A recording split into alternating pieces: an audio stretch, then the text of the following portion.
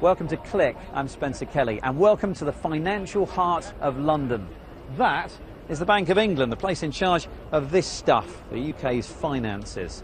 And although it's the job of everyone around here to keep things all ticking over nicely, of course, recently they've had a tougher time than normal. The global economic crisis is hitting some nations really hard. Back in March, as Cyprus's economy teetered on the brink, its banks closed down for 2 weeks to prevent anxious savers from pulling out all their cash. But in the last few months, as economies have fallen, a new currency has begun to rise to fame: Bitcoin. It is the world's first digital currency, and what's really unusual about it is that it's not owned or regulated by any bank or any institution. You buy bitcoins with real money at online exchanges. Each bitcoin is a long, unique string of digits which is stored on your computer or your phone in a file called a digital wallet. But don't confuse them with things like Microsoft points or Facebook credits. These are simply online vouchers tied to real-world currencies with fixed exchange rates. Bitcoin has its own value, its own exchange rate, which fluctuates against other currencies. And also, even though it only exists online, it actually behaves a lot more like the physical cash that people trust. A transaction is as simple as me handing you these notes. It's a guaranteed payment, no middleman. As soon as you hand over the money, the deal is done.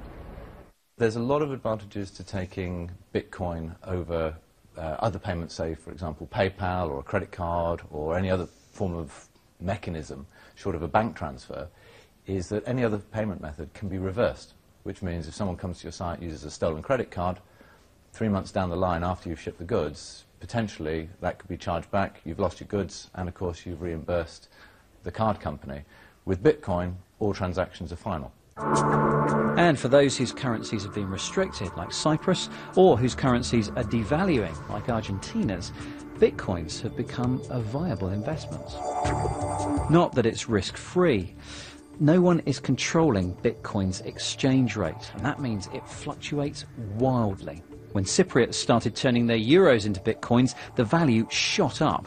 After a cyber attack designed to manipulate the currency, its value crashed.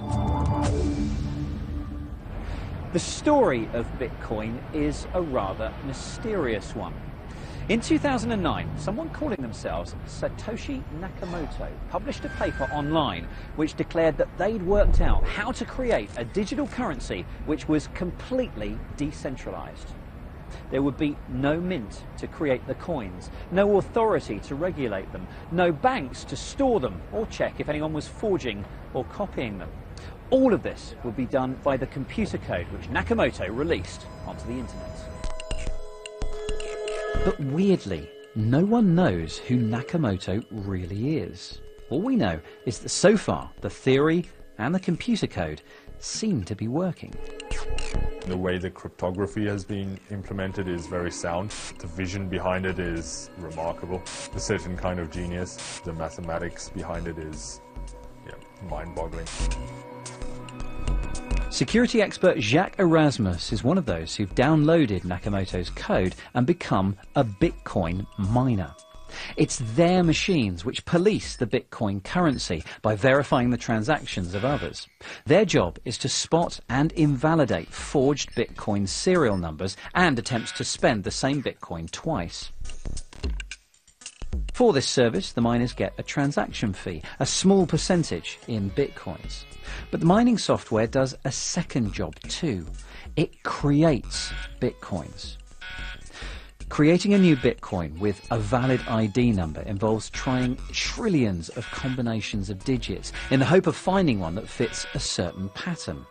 It's mathematically very difficult, and intentionally so.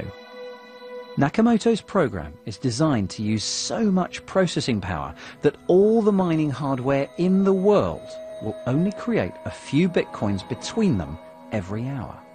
So this machine's been mining for like 4 days, non-stop, flat out. Yeah. And as you can see over here, it's mined 0.04 of a Bitcoin. So it will take you maybe a month to 40 to 50 days, I would think, to mine one Bitcoin. That's not a very good rate of return. There are fast food restaurants that pay better. There definitely are, yeah, no, that's for sure.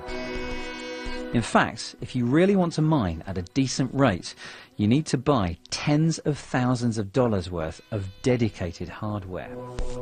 But the fact that Bitcoin behaves a lot like cash does present some problems. For one, the only place your Bitcoins are stored is in your digital wallet. How easy is it to steal a wallet from someone else's computer? At this point in time, it's very easy. That is one of the main weaknesses in the structure at the moment.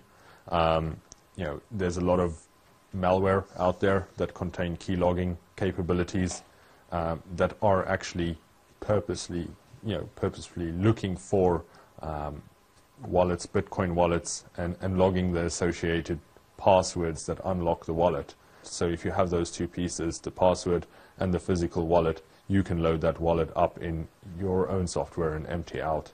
The thing is, physical cash also has another, shall we say, advantage. It's anonymous. There's no record of who owns what or who paid who, if you don't want there to be. And Bitcoin ticks those boxes too. And that means it's the currency of choice on the black market. This is one of several websites offering drugs and other illegal services. You can only access it by using special anonymizing software, and you can only pay using the equally anonymous Bitcoin. And it's this association with crime that could be Bitcoin's downfall. One of the reasons that people trust state currencies, for example dollars, is that they have some fundamental value. You know that at some point in your life you're going to receive a tax bill, and you know that the government accepts dollars in tax. So that means that everybody trusts that they're going to be able to use the dollar to do something useful. Bitcoin, the problem it faces is that lots of its uses are somewhat shady, and there's a risk that suddenly trust in the system collapses and the value of Bitcoin could quickly go to zero. So, clever maths won't necessarily be enough for Bitcoin to become a real established currency. Ironically, it needs us to have confidence in it. Confidence which is, at the moment, hard to earn.